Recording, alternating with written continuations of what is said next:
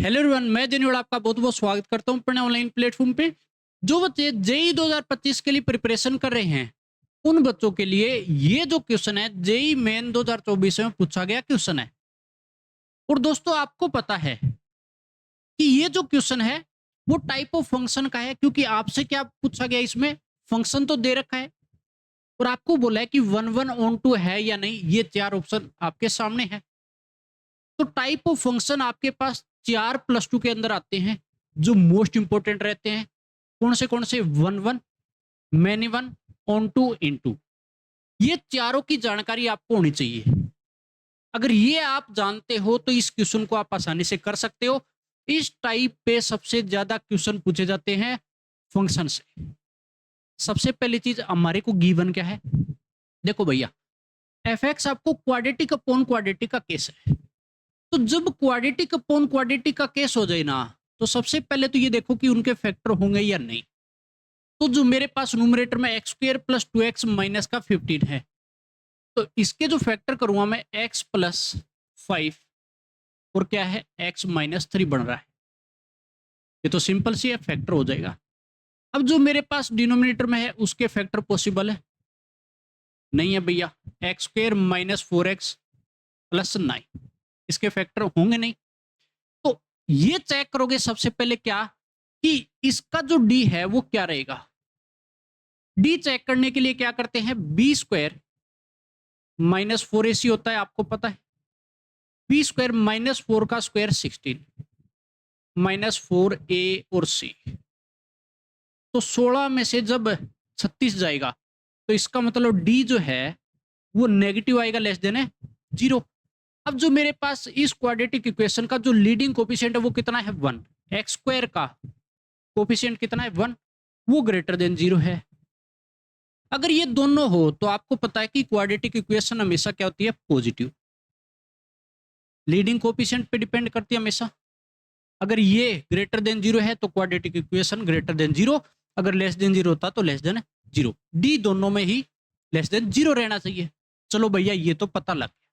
अब इसका मतलब इसका फैक्टर तो पॉसिबल है नहीं होगा, कंफर्म हमने कर लिया। तो ये केस जो रहेगा वो आपके पास ये तो कंफर्म हो गया कि क्वाड्रेटिक अपॉन है, क्वाड्रेटिक का ही रहेगा।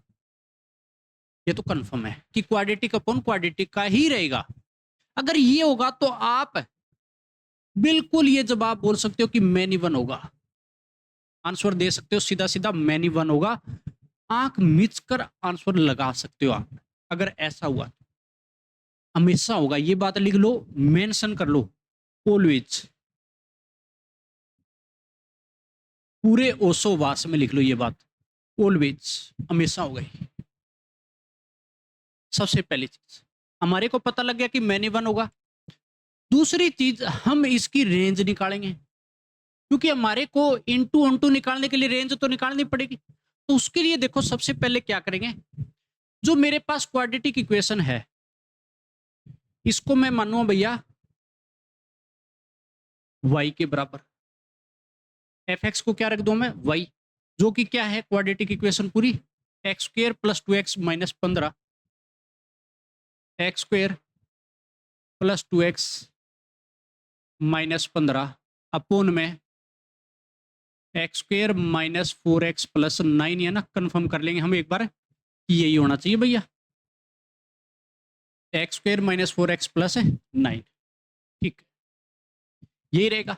तो सबसे पहली चीज क्रॉस मल्टीप्लाई कर दो, क्रॉस मल्टीप्लाई। तो भैया क्रॉस मल्टीप्लाई कराए तो Y X square minus 4y(x) plus 9y equal में आपके पास क्या बचेगा, x square plus 2x minus 15, ये बचेगा।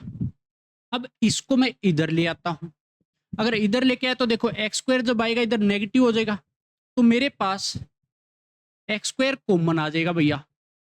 कॉमन आ गया तो मेरे पास एक्स स्क्वायर कॉमन आते ही y माइनस 1 बचेगा, ठीक है। 2x इधर आएगा माइनस का होगा, तो माइनस 2x कॉमन आ गया, तो इधर तो बचेगा 2y, और ये जब इधर आए तो प्लस 1 बचेगा सिर्फ, है ना। Plus 9y plus 15 equal 0।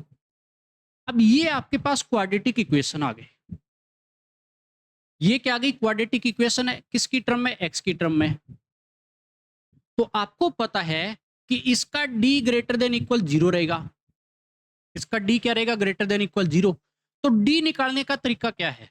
वही जो मैंने बी स्क्वायर माइनस 4ac अभी किया है। तो डी देखो, -2 तो साथ में लेंगे ना, कि एक्स का कोफिशिएंट पूरा ये लिया जाएगा, बी बनेगा पूरा। तो मेरे पास हो जाएगा देखो 4, मैं साथ के साथ थोड़ा कैलकुलेशन कर देता हूं। -2 का स्क्वायर होगा तो 4, 2y प्लस 1 का whole square -4a y -1 c, जो कि ये पूरा रहेगा 9y प्लस 15 और ग्रेटर देन इक्वल क्या बोलेंगे भैया? 0। अब देखो 4 तो कॉमन लेके इधर भेज देंगे, बाकी का हम सोल्व कर लेते हैं। 4y स्क्वायर प्लस 1 प्लस का 4y, a प्लस बी का होल स्क्वायर ओपन हो गया माइनस, ये देखो 4 तो मैंने कॉमन लेके इधर भेज दिया है, ठीक है ना। अपने सपनों में रखो इस बात को। अब ये मेरे पास बन जाएगा 9y स्क्वायर, y 15y बन जाएगा, माइनस का 9y और -15 और ग्रेटर देन इक्वल है 0। अब बेस्ट सोल्व करना है, कुछ नहीं करना आप लोगों को। सोल्व करा और आंसर है आपके पास मिल जाएगा। तो देखो भैया बचेगा क्या? देखो 4y स्क्वायर में से माइनस का 9y स्क्वायर होगा, तो माइनस का 5y स्क्वायर लिख देता हूं, सुधार के लिख देता हूं साथ के साथ। 4y प्लस का plus 15y minus 9y plus 6y होगा, लेकिन माइनस आएगा तो माइनस का 6y तो प्लस 4y माइनस का 2y बचेगा, है ना। अच्छा, ये नेगेटिव जब अंदर आएगा तो प्लस का 15 और 1 प्लस 16 और ग्रेटर देन इक्वल क्या रहेगा भैया? 0 रहेगा, है ना। यही होगा। अब नेगेटिव कॉमन लेके इधर भेज दो तो मेरे पास बचेगा 5y square plus 2y minus 16 less than equal 0। Inequality change हो जाएगी अगर नेगेटिव इधर कॉमन लेके भेजा तो दूसरी साइड। देखो भैया अब इसके फैक्टर करता हूं, ये हो जाएगा 80, तो मेरे पास बनेगा factor plus 10y minus 8y minus 16 और लेस देन इक्वल है 0, ठीक है ना।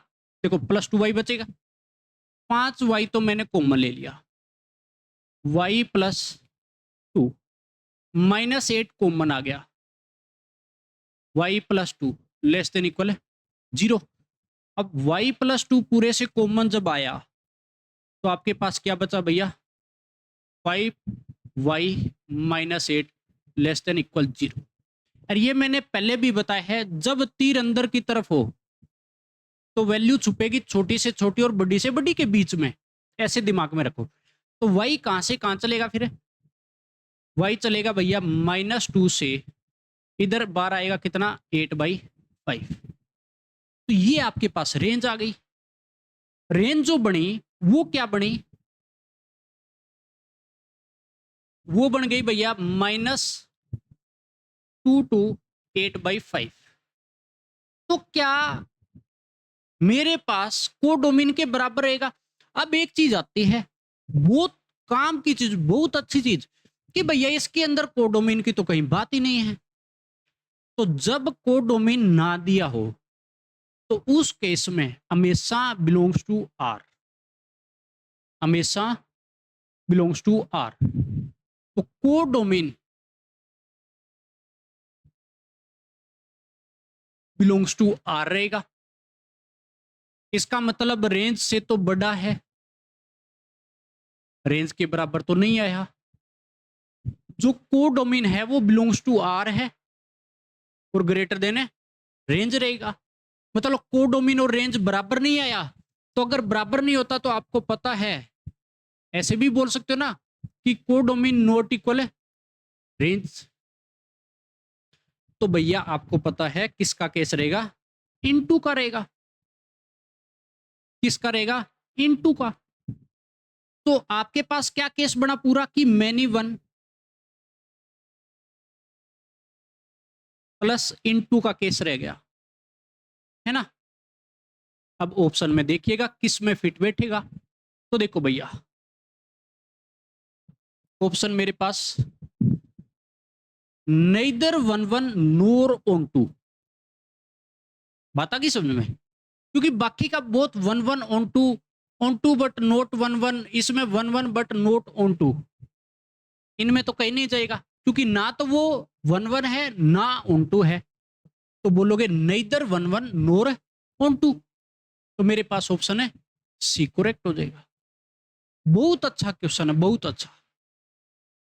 एक एक चीज का आपको गहराई से पता होना चाहिए। इस टाइप के आपको और भी क्वेश्चन मिलेंगे जेईई मेन में, तो इसीलिए हर चीज को आपको समझना है। इस चीज पे पूरा ध्यान देना है जो मैंने ये बताया आपको, कि जब किसी भी फंक्शन के अंदर 1 1 ये case many 1 onto into पे जा रहा है, और उस केस में जब बात आती है ऑन टू इनटू में, कोडोमेन आपको गिवन नहीं है, तो उस केस में हमेशा कोडोमेन बिलोंग्स टू आर रहेगा। इस पे स्टार लगा लो, हमेशा रहेगा 5 स्टार 7 स्टार, ठीक है ना। इस बात पे पूरा पूरा ध्यान देना है। आई होप सभी बच्चों को अच्छे से समझ में आया है। एक एक चीज पे आपको पूरा फोकस करना है कि हमारे को इस क्वेश्चन में क्या पूछा है, ताकि इस बेसिस जितने भी क्वेश्चन है वो सोल्व हो जाए। तो कहीं ना कहीं ये ठीक ठाक टाइम बच्चे से मांगेगा। तो इसी तरीके से हमारे और भी क्वेश्चन आते रहेंगे। इतने तक पढ़ते रहे और मजे करते रहे। मिलते हैं नेक्स्ट वीडियो में।